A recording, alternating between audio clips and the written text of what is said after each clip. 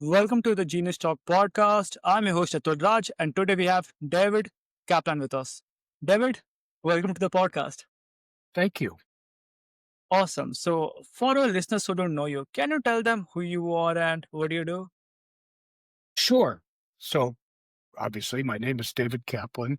I'm a senior partner in a consultancy called Blue Connect Partners. You might think of us as a boutique consultancy in the sense that there's roughly 14 team members, but we are all former operators. So, everybody in our group is consulting with businesses from the framework of actually having been an operator or responsible for significant P&L within a larger operation. Um, Our customers are technology companies. We help with everything from, back of the napkin ideas all the way through product launch, everything in between. So sourcing, contract manufacturing. We often are involved in due diligence projects. We help companies find new channels, but all within the framework of consumer technology. My background is primarily in executive leadership. My expertise is primarily in purchasing, merchandising, distribution, and new product introduction. Within our team, there are members who have expertise in sourcing, and process development, app. We really do cover the waterfront across high-tech industries. My expertise primarily in audio and custom integration channels. Because of my background. I have had the privilege to help drive innovation in AV retail, e-commerce, buying groups, distribution. I currently serve on CTA's the Consumer Technology Association, the group that puts on CES, right? The trade association that represents most technology channels. I serve on their audio board and on their smart home board. They have a Smart Home Leadership Award. Myself and my partner, Avi Rosenthal, have both received that award. I'm also the Washington State captain for an organization called CEDIA. And I guess if I were to sum it up, above all, I'm passionate about advocacy and advocating for issues that affect our industry's growth, and working to advance, the community within it, which I work at every level that I can. Okay, so you said distribution. So, how does distribution works? Sorry. Like So just a distribution? broad question. Yeah. Like a product have been launched, then you distribute it to retail shops. Like, how does that work? So you're asking an interesting, like I said, very broad question. Within most industries, right, distributors who are independent businesses, either national or regional, sometimes single store, that service classes of trade. The person who comes to your house to put in electrical junction boxes, right? Your electrician has to buy the products from someone. Usually they're buying it from a distributor. Yeah. In the world of custom integration, we have buying groups, the buying groups that are generally made up of independent business people that are trying to combine their purchasing power to compete with larger entities. The buying groups often buy their goods on a just-in-time basis from distributors. I don't know if I'm doing a good job of answering your question, because honestly, I told the question was pretty vague. Yeah. But the businesses, and Okay. again, I work in technology channels. I'm sure it's true if you're talking about. One sec. Yeah. So, I'm not into that, distribution side of things. So I just want to understand this. Like, suppose someone have a product, okay, and he want other businesses to sell that, right? So that's how distributions work, or that's something else? So let's assume I have a product, Yeah. and we've assumed, first of all, that we've developed a product that is competitive and viable in the marketplace. There's a lot of products that get developed every year that do not, in all categories, that don't succeed in the marketplace. Walk down your frozen food aisle in a grocery store, and you'll see incumbent brands and new brands over time. No different than technology, no different, I'm sure, than pretty much any other channel. So the first thing you got to do is assess that there's a real demand for a product. If there's demand for a product, people need to be able to get it. Depending on who your target customer is, you may be selling, what are you selling? I'm at a loss here. Any consumer technology product, if you've developed a product for which there is a demand or that it fits, has a fit into the marketplace. The next step is to find a way to get it to end users. If your end user is a consumer, Mhm. you might be using a combination of DTC, right, Amazon, and retail. If your target customer is a contractor, you're probably going to use independent or national distributors to handle your logistics and your product distribution and respond to the demand that has been created for your product. Yeah, Was that that makes sense. Yeah, that makes sense. Okay. Like about your company, so Blue Connect Partners, like does that company like started by like being a group of partners come together and they decide to build that company? Is that how that yeah, build? that's kind of how it happened. Blue Connect, actually, we were a byproduct of a merger. So two groups that came together. But essentially, on my side of that merger, one of my partners, we had decided we met through our work in the Consumer Technology Association. So we met as fellow volunteers trying to make the industry better, Mm-hmm. realized that we had a lot in common, realized that we had complementary skill sets. So, for example, again, coming back to the subject of distribution, if you have a product that you're bringing to market, right, you've got a cost, you want to sell it at a profit. Well, there's also people in between that are involved in that distribution that need to make a profit, right? So you're Mm-hmm. going to create a program, right? I'm really good at that kind of thing. But let's say you wanted to build something from scratch, okay? Well, now you need to source parts. Parts is a global thing, right? You can talk about tariffs and made in America and all the things that are going on politically right now. But the reality is there are certain things that you cannot get here. You have to get there. That's just the way the world is. You want magnets, you want rare earth materials, you want batteries, you need to go out into the world to get them. And I'm not your guy, but I got a partner who is, and he's really, really, really, really, really good at it. Right. So that's what brought us together. The fact that we've all been operators, we all know how to run a business, we've all run different sites and different businesses. What brought us together was the fact that they complement and become a mosaic, right? It puts the pieces of a puzzle together into a whole tableau rather than us as individuals. There's a lot of companies that can use my help in my area of specialty, no doubt. Mm-hmm. But when it comes time to finding a contract manufacturer or sourcing the parts, right, or other engineering tasks, I've got a team to help me. I'm the lucky guy, Atul, honestly. I'm the lucky guy who all my life have consistently fallen into opportunities to surround myself with people who are smarter than me. Um, Blue Connect Partners is an A team, and I'd like to think I add value and significant expertise, right? But I'm surrounded by a team of people who can do all sorts of things better than me, and that makes me better. And that makes me better able to serve my clients, our client.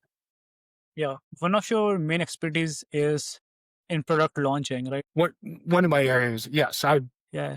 Yeah. uh, So I am curious, okay? Like how do you do product launching? Because I also do the same thing. well, why don't you tell me about because, Okay, how do I do it? yeah, what do you do? Okay, okay. So I only do product launching through through emails. So first we do like this. We do a pre-launch emails, and it'll just to build the list of people who are interested in buying. Okay, so we send emails, and people who are interested, they will go to a page and put their email on that page. And by doing that, we will understand, okay, these people are interested. Okay, so if we get a lot of names in that, lots of email, then we understand, okay, this product will going to have a huge success. Okay, then only we launch the product, we'll move forward. If you don't get a lot of emails in that, then we frame the offer. Okay, frame the product name and do some changes on the offer. And after getting a lots of email on the opt-in page, I mean the interested page, then you do the product launch. And people who buy the product at the starting, they'll get some kind of extra bonuses, extra discounts compared to people who are not going to buy at that time. So we are doing like this. So Kickstarter, Indiegogo, which are similar processes to what you just described, right? Crowdfunding is one way to do a product launch. D2C, direct to consumer, certainly is a viable channel and a viable way to go to market.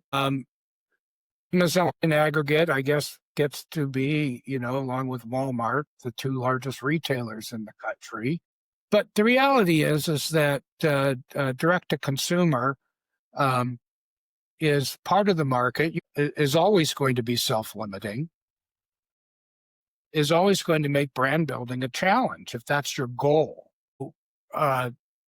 If you want to serve 20% of the marketplace, you can build a very nice, profitable business doing so. Generally, if you're looking at introducing a product, yes, Kickstarter, Indiegogo, email tests, all of the other things are techniques that work, right? They are a way to assess whether there's a real demand for something and are sometimes appropriate. It's not unusual, however, for someone to want their product to be a little bit more than that. It's not, I would submit to you that Apple has never, to the best of my knowledge, launched anything through Kickstarter, nor has Samsung, or Harman, or any of the other powerful LG, Crestron, Vermont, Control4, Josh,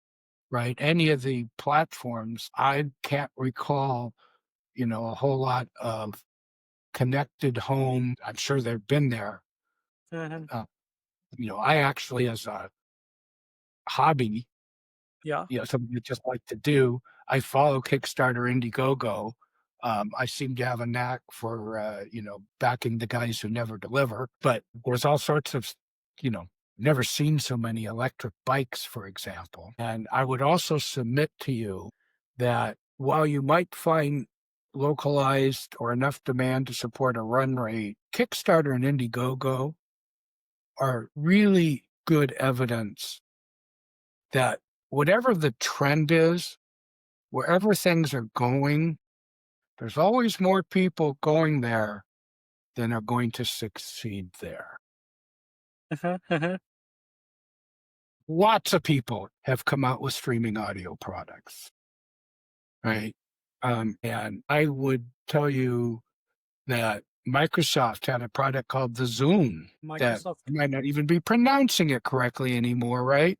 But it was supposed to be an iPod killer. Okay. Right? But somehow or another it didn't kill. In fact, it didn't even succeed. Talking about one of the largest valued corporations in the world at that time. So I would say that there's a certain art and science to building out a channel, to creating products that are appropriate for that channel, to being able to actually assess real demand, to understand how the margin waterfalls need to work, from selling price to, your base landed costs, and whether you're going bottom up or top down, all the costs in between before you even get to the end user. Now, of course, you have to factor in tariffs for a lot of products, including products that are built here because the inputs have to come usually from someplace else, right? So, and we haven't even figured out yet, for what it's worth, on the tariff side, whether those tariffs, how they actually are going to be calculated based on the total value of the product or the value of the part going in, right? So we're grappling with a lot of issues right now, right? But yeah, you can do a Kickstarter or Indiegogo as one way to assess demand for a product. And every once in a while, you'll actually see a brand emerge at a Kickstarter. For what it's worth, as someone who's backed a lot of projects, you do see there's people who actually make their living, right? The people who created the smart belt, have now had half a dozen offerings, right? So there's a real business there. But if we're talking about building out stuff that's actually going to be put into people's homes and Mhm. businesses in any sort of significant way, if we're talking about driving innovation, if we're talking about anticipating consumer needs rather than just following them, there's a lot involved in launching a product. Yeah. By the way, one thing just came in my mind. Like one of my friend, he done like this. First, he built the like opt-in page. I mean, get people interested in the buying, and all the people who was interested in the buying, he was sending when he launched the product. He was sending all the people to the Amazon, and when the people buy it, like in just like 2 or 3 days, I think not two, I think it was one week. I don't remember the exact date, but it was become at the top of that niche or industry in the Amazon because so many people buy his product on the first week just because of the launch. So it will just kickstart the launch. I mean his offer, and because of that, he get a lot of sale on the Amazon later after the launch. Good.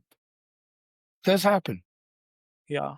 Okay. So you have been in business from a long time. Okay. So what do you think? If you have to restart your business, then what suggestion would you give yourself? That's a good question. I'm having fun. I like helping people. The advice, I'm not sure whether to tell you what advice I would give to myself. I'm going to share with you the advice I would give to others because I hope everybody gets to be as lucky in life as I've been. I'm, not a billionaire. I didn't work for Microsoft when it went public or Amazon when it went public. Lots of friends who've had those experiences, but somehow or another yeah, all my adult life, I've managed to make a decent living, never had to take an unemployment check, always fell into the next thing. And now I get to work with an A team of people that I dearly love, all of whom are really good at what they do. What would I change?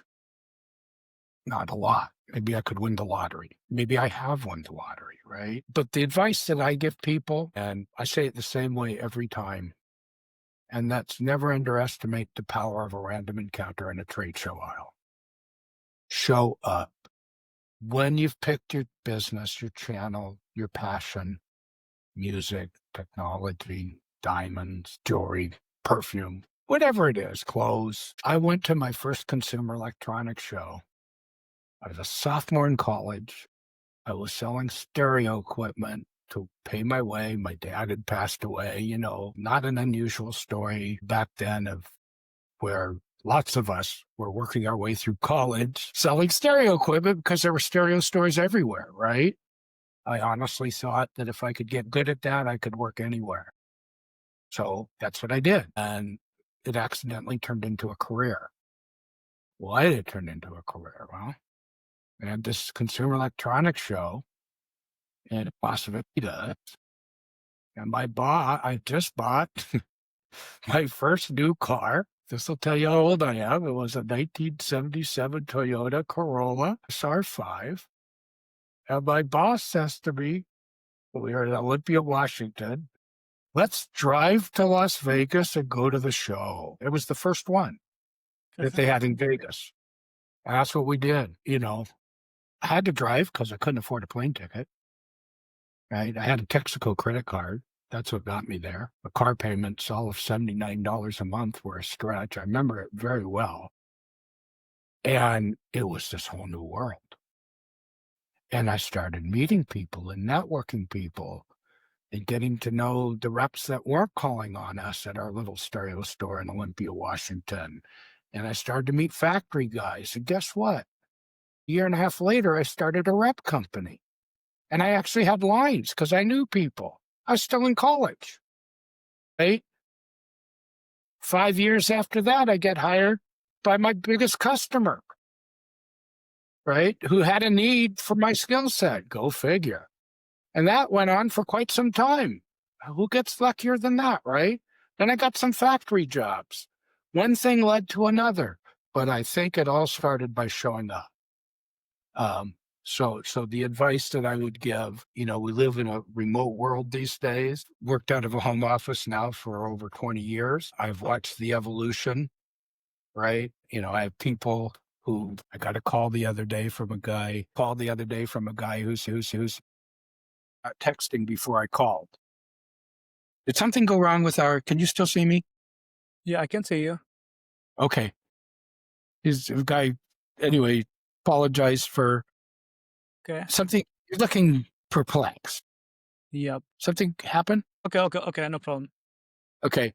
Yeah. Anyway, people apologize for not texting before he called, right? And it could say, people say, do you leave voicemails anymore? Right? Things have changed over time. Um, it's possible for you and me to have this remote conversation. It's kind of cool. I Yeah. don't know where you're located. I happen to be in Seattle.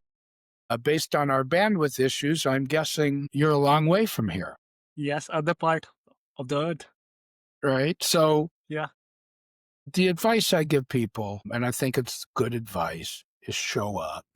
Don't think you can do it all remote. Sure, there's a business to be had, I suppose, by being an internet influencer, right? Or doing podcasts, right? But if you're going to be part of a business and an industry, figure out where that industry congregates. Human interaction always works better than the digital, even though I can see your face, read your body language, all of that.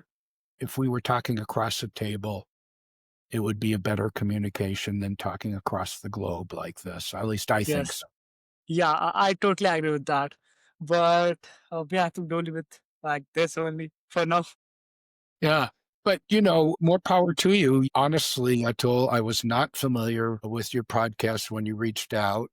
I've only had the opportunity to see about 5 of them. I don't know how you found me. I'm flattered that you did. And I wish you, looks like you've got a good theme. And that's it.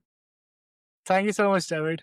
Okay. Can you tell about a company you have helped with in the past? So if I'm not sure it would be appropriate for me to call out specific companies that we've You worked. can say company X. Yeah. But Yeah. so some of the work that we've done, some examples, I had a client, during the immediately following the pandemic and through the pandemic, there were real supply chain issues. And I had a client who was struggling to get batteries for a battery powered product. And it's a battery of a certain size and scope. And we were not only able to find them batteries at a time where there was significant supply chain disruption, but we were able to cut their BOM costs, their bill of materials costs, their part costs in half when we did it. Another example of some of our work, we did due diligence for a private equity firm that was looking to make an European acquisition. We've helped a major router and switch manufacturer that had market share in pro AV and retail find itself in a positive situation in residential, right? So we help them understand and build out a business plan for a new channel. We have helped companies with the design and sourcing of touch panels. I could go on. Okay. By the way, can you tell us like what's the company size that you help with? What was the company size Uh, that you normally help? love to tell you there's a sweet spot there. We do end up working with a lot of startups. Um, But some of our best clients, certainly some of our more long-term clients have been larger prizes. So it's not a matter of size, it's a matter of need and fit. You can have a client that needs to hone its product development process. not an unusual need. Uh-huh. Someone them with, to put in and implement a formal stage gate product development process. Again, you might have a client that needs sourcing. You might have a client that needs to find contract manufacturers. You might have a client that needs to have an app developed. These are all things that we can help people with. Okay, okay. You might need an interim management team, particularly if you're a startup, right? Having someone who can function as a fractional CEO, fractional sales manager, while you're reaching is a lot less expensive than hiring, full-time employees and paying them benefits. Yeah. Okay, so for our listeners who want to know more about you or maybe want to hire your company to help them with everything, where can they go? BlueConnectPartners. Okay, awesome. So is there anything else that you would like to share? Thank you. This has been an interesting experience and appreciate the opportunity to talk about Blue Connect. I do believe that if you are a company in consumer technology and you recognize that you have a need for help in any of the areas that I've talked about, from sourcing to delivery, um, we are an A team. We put together from within our group a bespoke team for every project based on, like I say, the skill sets that are needed for that project. Every one of us has operated a business, so we have empathy for what our clients are going through. We understand because we've lived it too. We'd love to engage in conversation. We'll be at the Consumer Electronics Design and Integration Association, the CEDIA Expo, this coming week, and are easy to find if people would like to talk to us there. Awesome, David. It was really nice chatting with you. Thank you. Appreciate it.